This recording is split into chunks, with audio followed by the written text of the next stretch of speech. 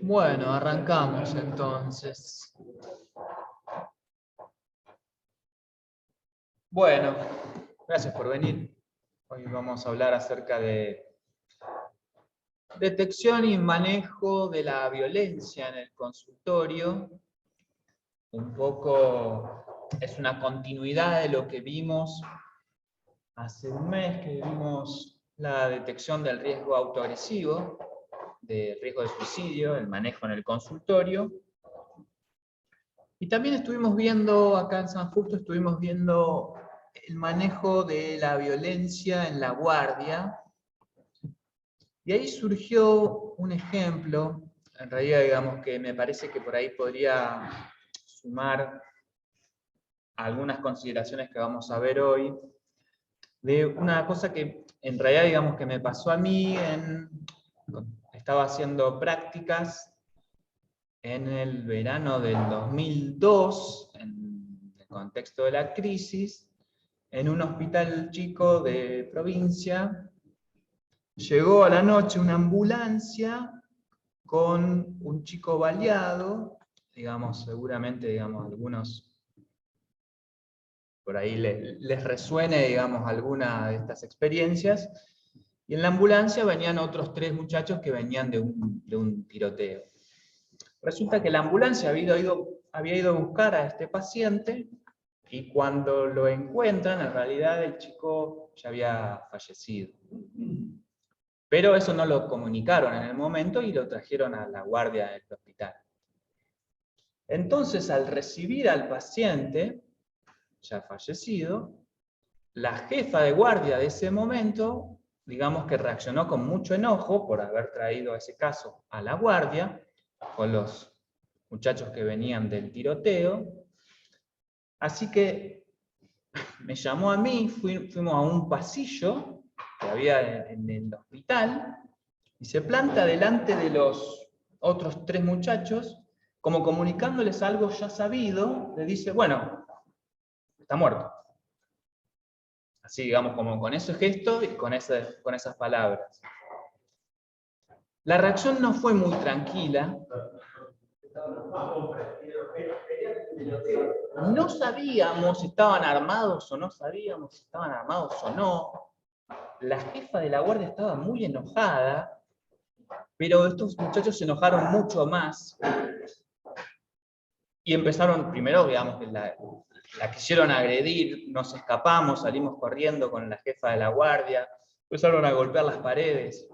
Había un policía que, con la ayuda de unos enfermeros, consiguieron sacar a estos muchachos de la guardia. Pero volvieron junto con otros, más tarde, digamos, rodearon el hospital, nos encerramos junto con el policía. Bueno, finalmente la situación, después les cuento cómo termina, pero bueno, digamos, dentro de todo termina más o menos bien.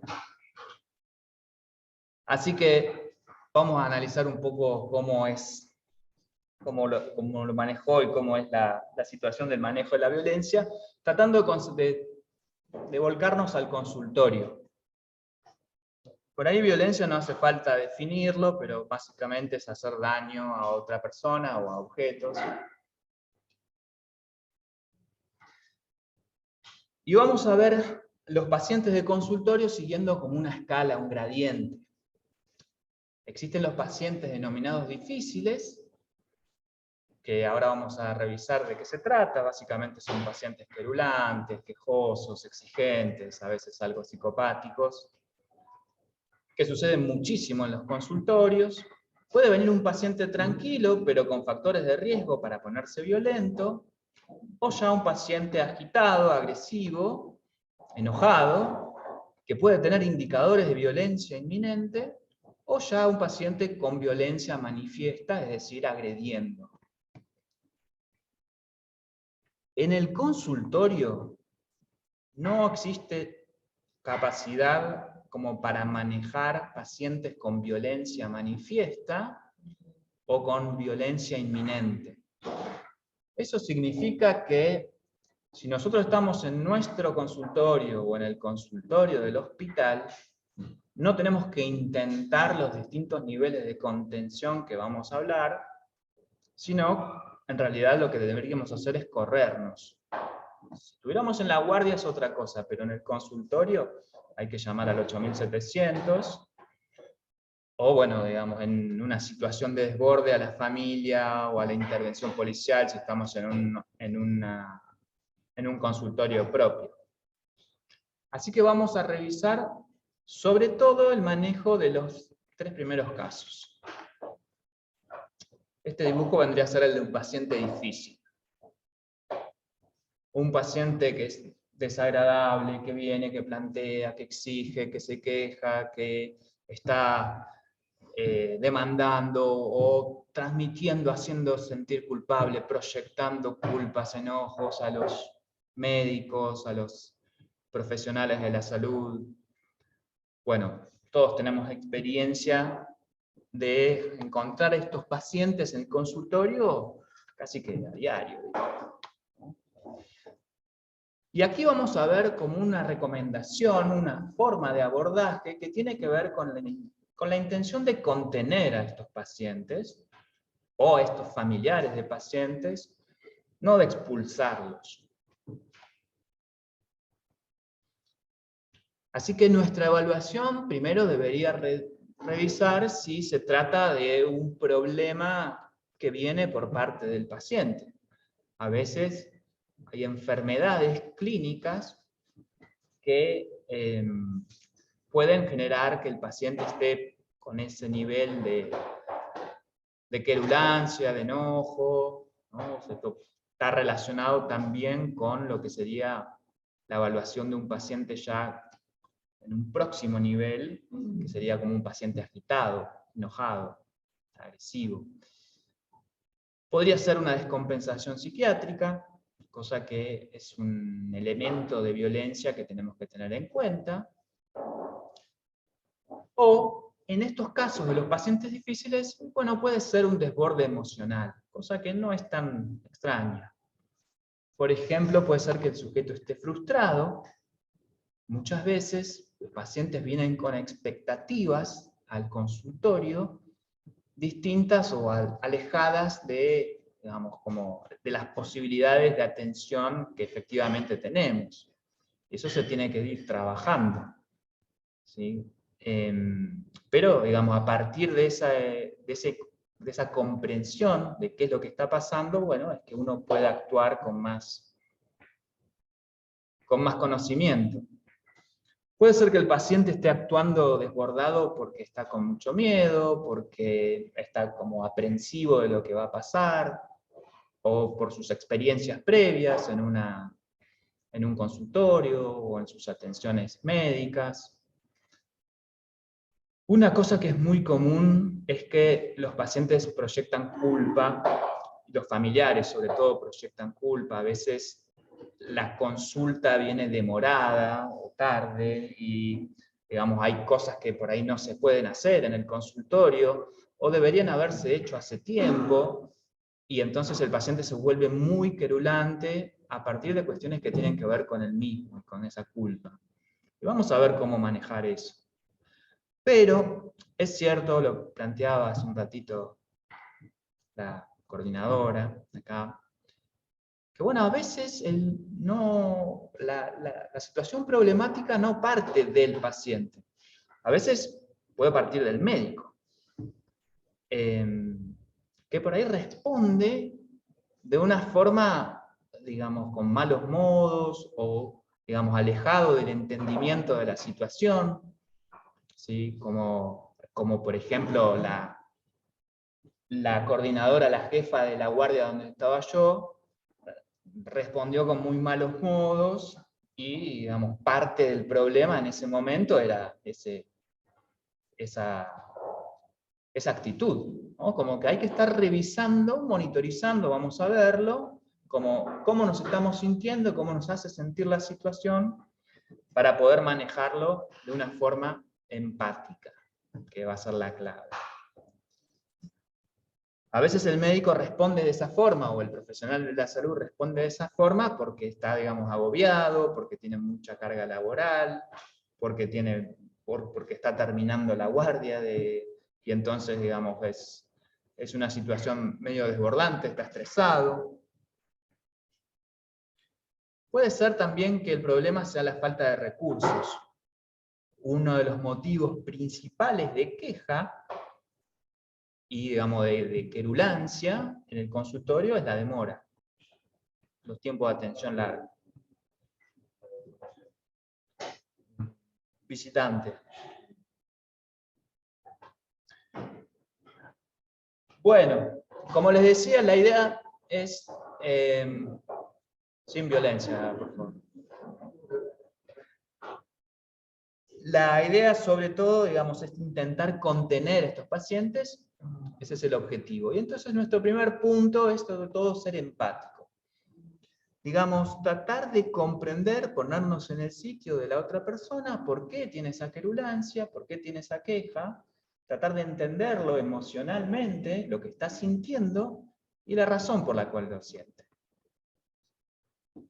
Este nivel de contención verbal, implica no solamente a los pacientes difíciles, sino también a pacientes agitados o pacientes que vamos a ver, incluso pacientes violentos, por lo cual el segundo punto es muy importante, hay que estar evaluando el riesgo.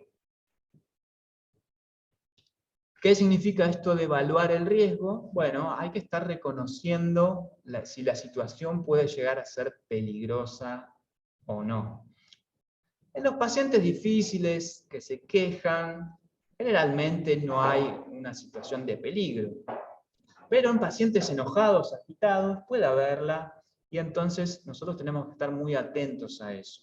Por ejemplo, en el caso que yo contaba, la jefa de mi guardia, la verdad que no tuvo muy en cuenta la cuestión del peligro, porque, como decían, por ahí estos muchachos estaban armados, nosotros no sabíamos nada, y ahí, digamos, no se tuvo en cuenta. Lo que se hizo fue avisar, le avisó a mí, que yo era un practicante, pero bueno, por lo menos fue con alguien. Esto es importante. Casi que la medida más importante cuando vamos a abordar una situación de contención verbal o de evaluación de riesgo, la medida más importante es avisarle a alguien. Si tenemos un paciente querulante, y muchas veces lo vamos a abordar quizás, digamos, junto con alguien, o en compañía del enfermero, o en compañía de las secretarias, o si la situación escala un poco más, es un paciente enojado que está gritando, por ahí le podemos avisar a un compañero o compañera de consultorio, ir con alguien, o avisarle a la guardia, dar aviso de lo que vamos a hacer. No quedarse solo, no encerrarse, ese es un tema también muy importante, reconociendo el riesgo. Tiene que, en la medida de lo ideal sería que no solamente el médico o el profesional tenga acceso a una salida rápida, sino que el paciente también. Eso, digamos, es un tema importante que a veces no se tiene en cuenta y genera, digamos, descompensaciones. Por supuesto que tenemos que evaluar los riesgos, no solamente si el paciente tiene un arma, evidentemente no vamos a estar acercándonos a tratar de hacer una contención verbal de un paciente armado.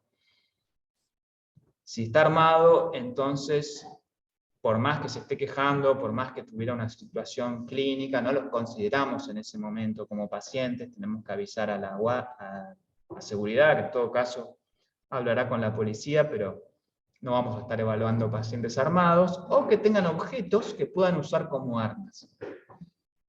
¿Sí? Cuestiones del ambiente, también tenemos que estar atentos a los signos inminentes de violencia que vamos a revisar, y también muy importante en la evaluación del riesgo, es lo que estamos sintiendo.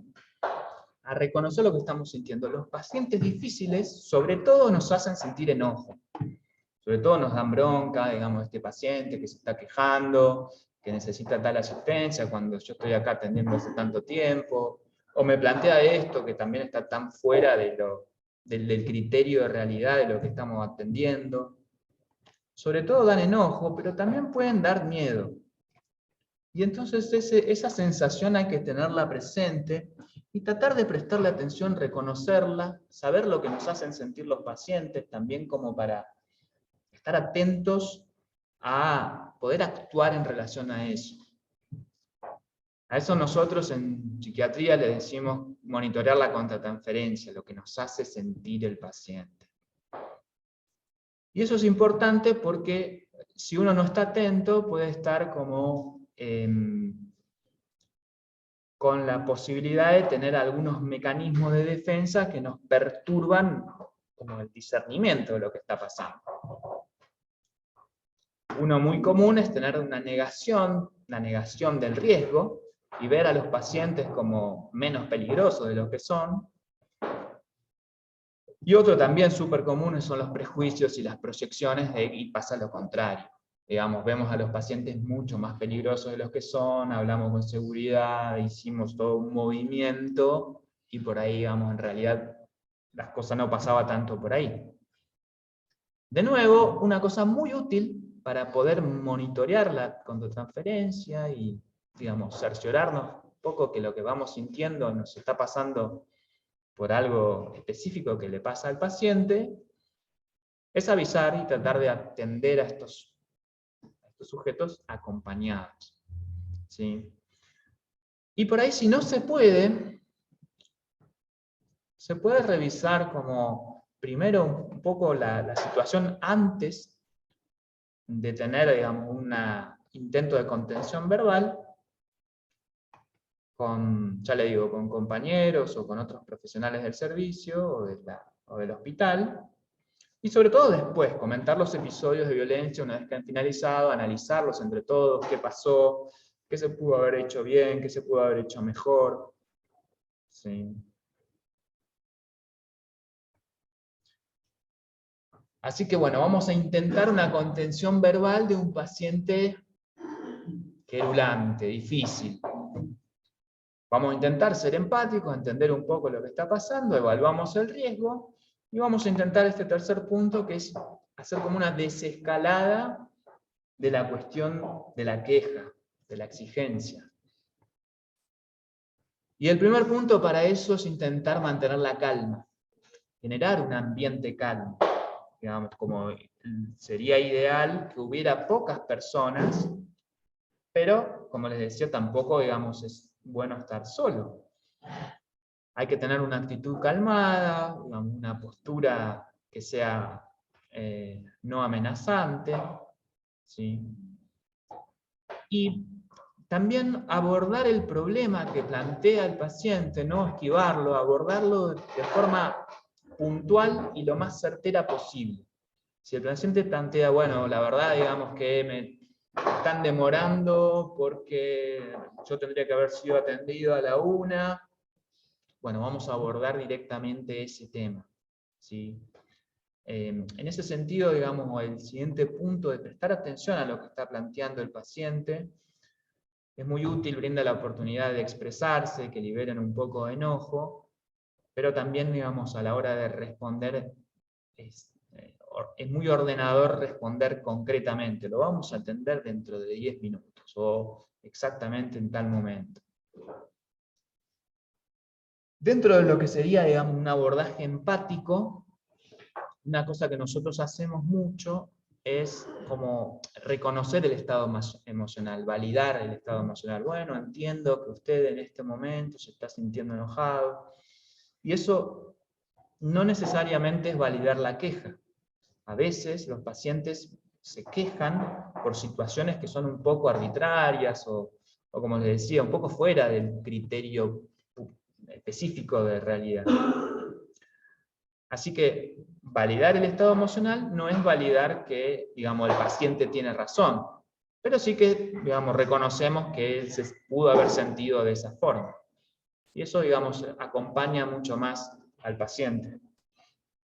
Y otra técnica en relación a eso que usamos en psiquiatría, en descompensaciones y en el intento de contención verbal, es darles un feedback emocional. O sea, contarles al paciente cómo nos está haciendo sentir. Digamos, usted, que está, digamos, elevando el tono de voz, en este momento digamos, fíjese, nos estamos sintiendo todos nerviosos, o en este momento lo que pasa, digamos, que usted está con esa actitud, y la verdad que estamos sintiendo miedo. ¿Sí? Es una estrategia, como les digo, de intento de contención verbal. Hay una cosa que se hace mucho, que hacen mucho los médicos, y como los coordinadores, en las guardias, en los consultorios, que es como, digamos, tratar de bajar la situación confrontando al paciente.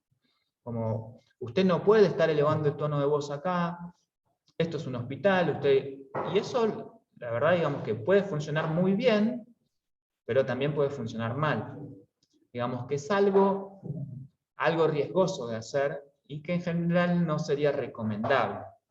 No conviene ponerse a la defensiva, sino intentar resolver el problema. Llevar la discusión a cómo resolver el problema. Y como decía, después de ver este tipo de pacientes, después de intentar una contención verbal, es muy importante hacer una reunión con el equipo y revisar. Bueno, así que estuvimos viendo manejo de paciente difícil, pero pueden venir otros pacientes tranquilos, sin quejas, pero con situaciones de riesgo, con factores de riesgo. Por ejemplo, el paciente de mi ejemplo, los familiares estaban tranquilos, pero tenían muchos factores de riesgo. Quizás tendríamos que haberlos tenido en cuenta. Los factores de riesgo más importantes es tener una historia anterior de violencia, sobre todo si es una violencia reciente, o si sabemos que es un paciente agresivo, con agresividad, con tendencia a volverse violento, y que viene cada vez más violento, una escalada. Bueno, y digamos, haber sido víctima o testigo de abuso durante la infancia. Otros factores de riesgo son situaciones sociales, en donde, digamos, hay una ruptura en las redes de apoyo, o situaciones estresantes, o dificultades en el apoyo profesional, por ejemplo, pacientes que están haciendo tratamiento, y eso, digamos, de alguna manera se interrumpe, digamos, por alguna situación ajena al paciente, o porque el mismo paciente dejó de venir a la consulta, y eso, digamos, es un factor de riesgo, sobre todo en tratamientos psicológicos, psiquiátricos.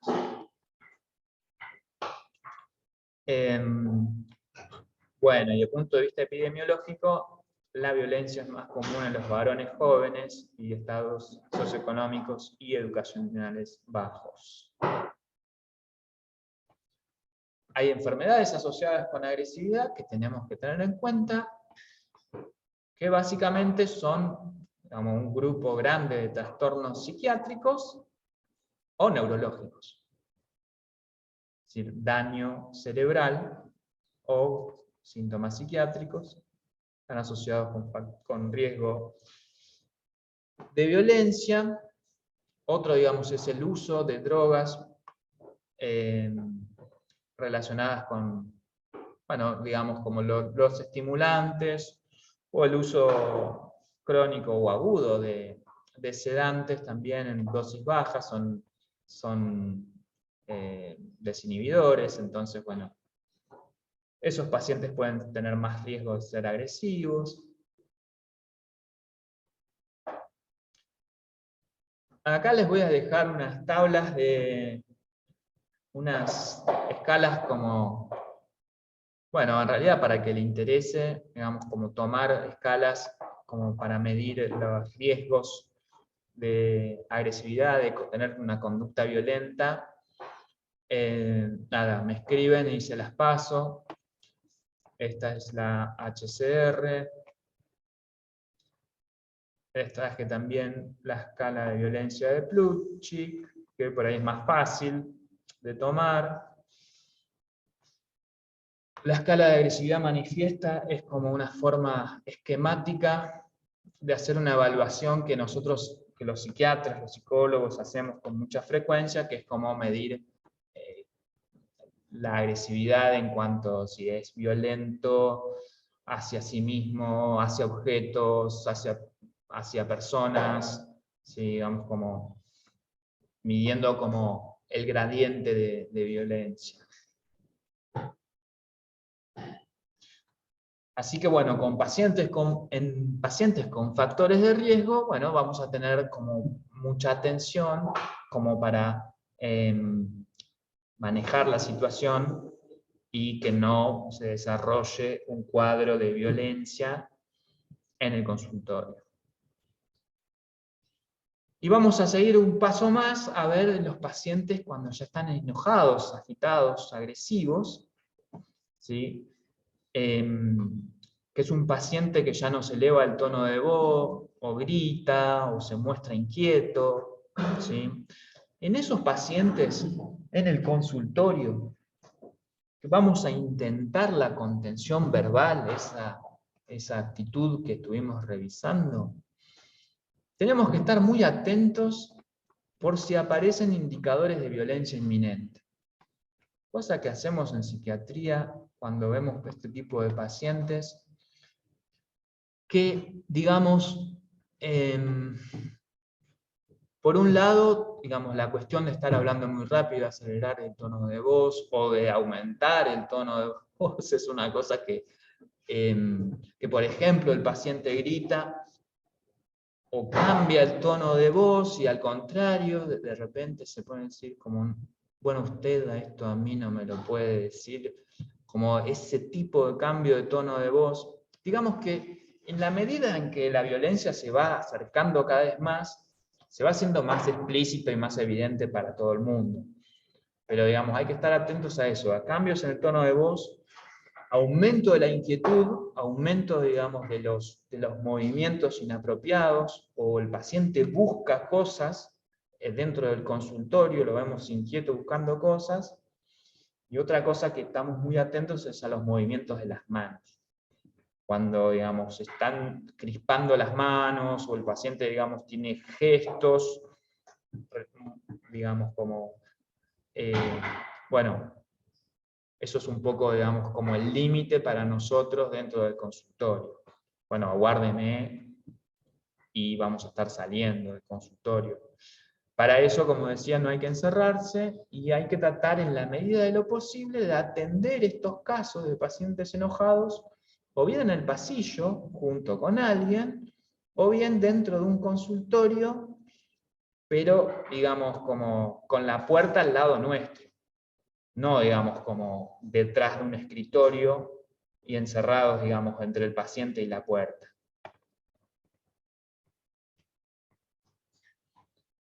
El siguiente paso ya es con un paciente violento, con una conducta violenta manifiesta, agrediendo objetos o personas. Como les decía, es muy difícil, excepto en un caso, es muy difícil atender esto en el consultorio. Primero que hay que poder identificar, ya digamos como, insisto, digamos como un poco más allá del consultorio, hay que poder identificar dos tipos de violencia. Una violencia que es reactiva, que es emocional, que es impulsiva, que es como una persona que pierde el control y está descompensada, que lo vemos que responde a un estímulo y entonces pierde el control y se pone, digamos, agitado. A eso le decimos agresividad reactiva. Y la agresividad proactiva o predatoria, la decimos, hablamos de un sujeto que está con una conducta violenta pero fría, como calculadora, buscando algo. En el ejemplo del consultorio sería una persona que entra a robar, por ejemplo, y golpea a alguien a propósito, o está generando un daño al ambiente, pero no, digamos, de una forma descompensada. Bueno, ese no es un paciente, digamos, no tiene tratamiento médico ese tipo de agresividad, y bueno, además tampoco, digamos, implica una respuesta posible, más allá, digamos, de medidas de seguridad. Así que vamos a ver la agresividad reactiva. Y un poco, digamos, son cuestiones que estuvimos viendo. Ante una agresividad reactiva tenemos que poder evaluar primero la situación, evaluar el peligro con las cosas que estuvimos viendo, Después hacer un diagnóstico rápido del tipo de violencia, que puede ser, digamos, a partir de un origen orgánico, puede ser un origen psiquiátrico, tóxico, o puede ser por otra causa que no sea de esas tres. Y después vamos a llevar adelante un tratamiento de esa violencia con distintos niveles de intervención, distintos niveles de contención. El primer nivel de contención es ambiental. Es el que provee la institución, el que provee el consultorio, que es un ambiente seguro, como decía, con la disposición, digamos, como para poder tener un acceso sencillo. La presencia de personal de seguridad es muy importante como un elemento sobre todo disuasivo, digamos que el ambiente lo brinda como automáticamente, ¿no? El tema, digamos, de no tener armas, que haya personas acompañando a nuestro paciente agitado, violento, eso digamos también es una cuestión ambiental, que tengamos un consultorio específico. El modelo de contención verbal lo estuvimos repasando, un poco, digamos, cómo es, digamos, que se acerca uno a una persona con riesgos de ponerse violento. En esta foto, en realidad, este médico está haciendo una contención verbal, pero de angustia, porque tocar a un paciente enojado no es algo recomendable. Hay otro nivel de contención, que es el siguiente, que es difícil de implementar en el consultorio, pero si el paciente viene tomando una medicación, si por ejemplo tiene una descompensación psiquiátrica, entonces vamos a intentar darle un refuerzo del medicamento que está tomando, lo cual es lo más seguro, y lo vamos a intentar hacer siempre y lo antes posible.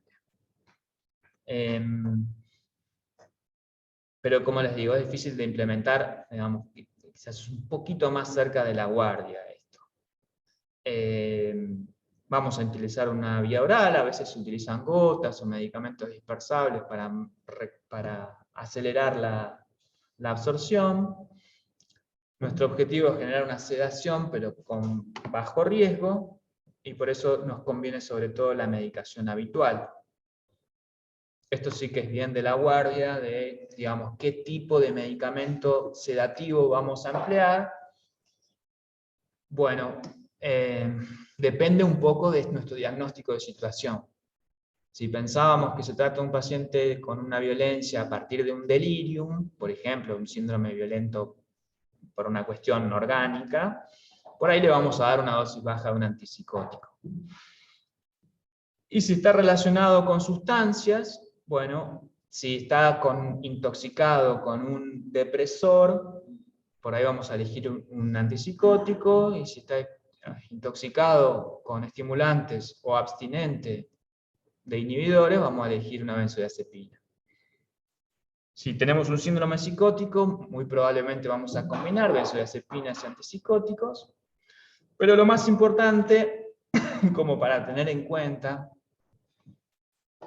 es que muchas veces es difícil diferenciar esto en la guardia, así que cuando no sabemos, conviene utilizar benzodiazepinas. Esto se los dejo también por si a alguno le interesa, después le paso la presentación. Opciones de medicamentos sedantes de rápido efecto de vía oral. Y la vía intramuscular ya directamente es como para la guardia, porque es muy peligroso hacer una contención farmacológica intramuscular si no va acompañada de una contención física. Así que eso es todo.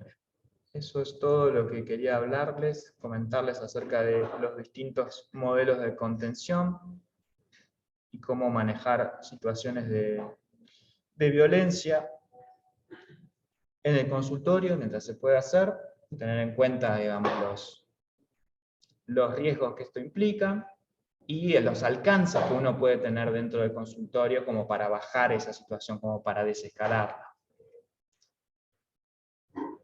Bueno, así que seguramente muchos han vivido situaciones de violencia.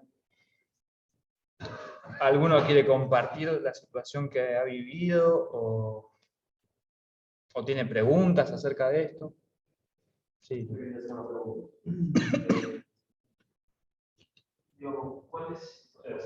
¿Cómo ves vos? ¿Cuál es nuestra obligación, digamos, legal, ¿no? Si un paciente que tiene alguna situación de violencia manifiesta, reactiva,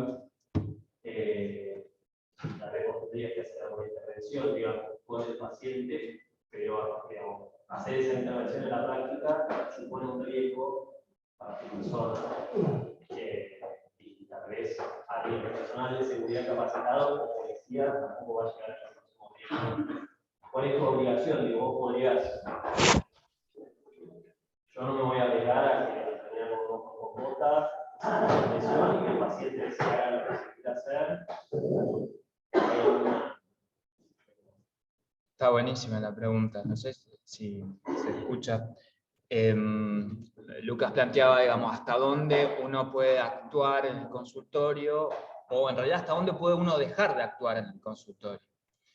Y tiene que ver con medir la capacidad, digamos, la capacidad de contención que uno juzga en ese momento. Por dar un ejemplo, digamos, hay algunas condiciones médicas o por ahí quirúrgicas que uno no puede, digamos, como intervenir en el consultorio. Esto sería una situación similar.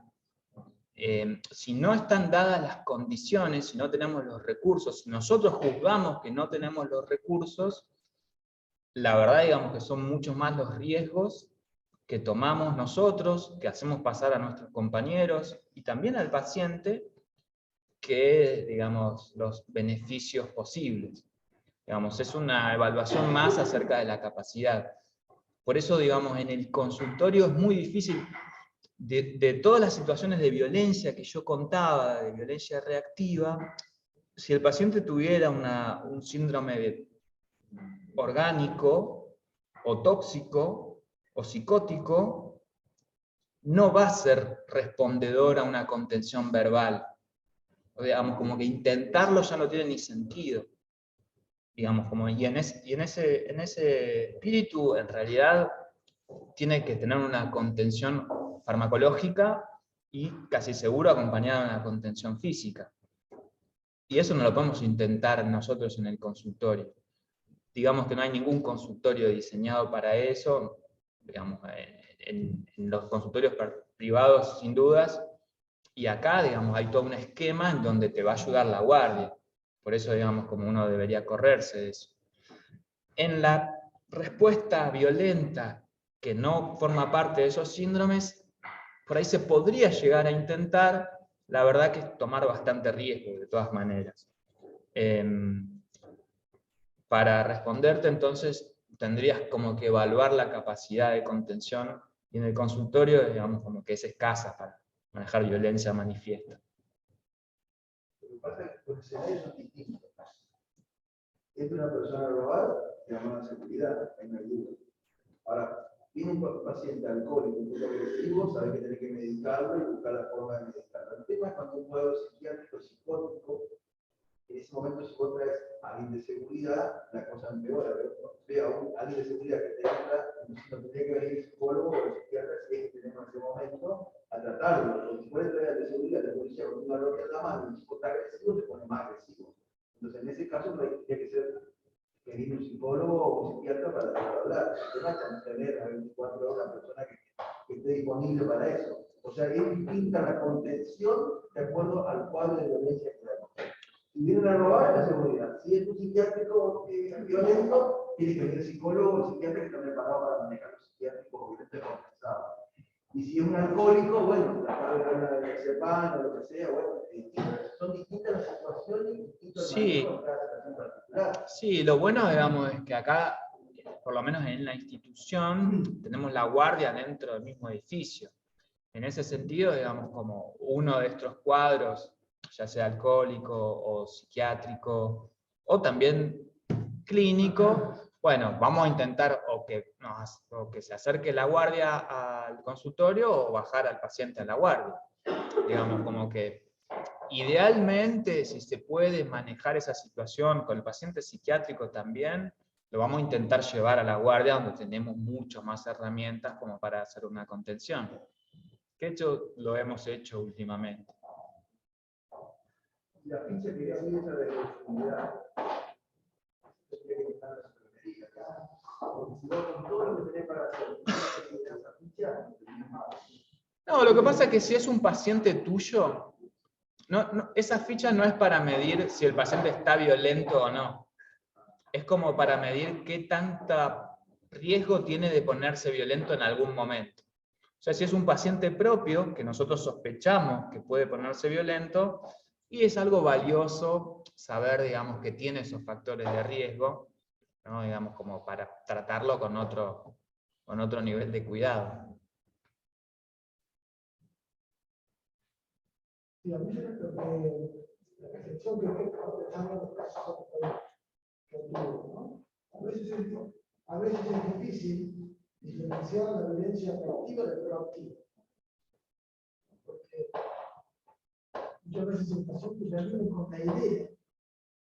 Y una idea dificilísima de desarmar, no sé, de que su familia está mal porque vos no hiciste tal estudio, tal análisis, de vos a otra cosa. O en el caso de un compañero nuestro hace unos años, en que jugó que nuestro compañero había tocado la hija. Entonces es muy difícil si es reactivo o proactivo, porque ya viene con esa idea. ¿Sí? Y la violencia irrumpe de una manera que es dificilísima de desarmar, cuando es así. No sé qué te parece a vos.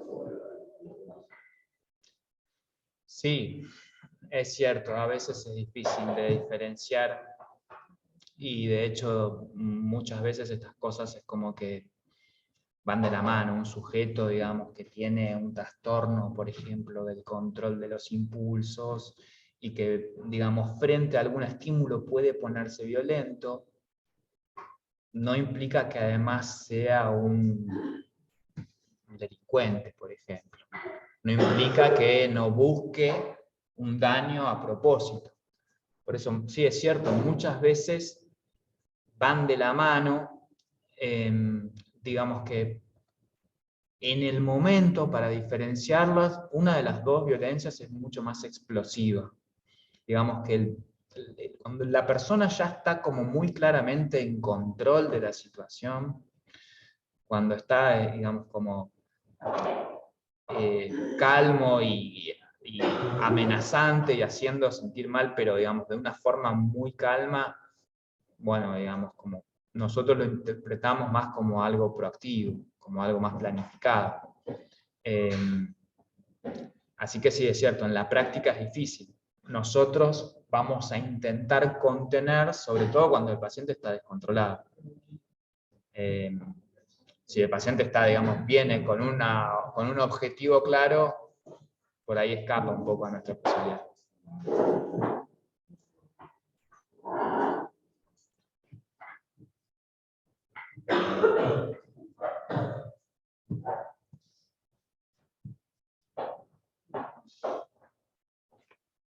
Bueno, muchas gracias.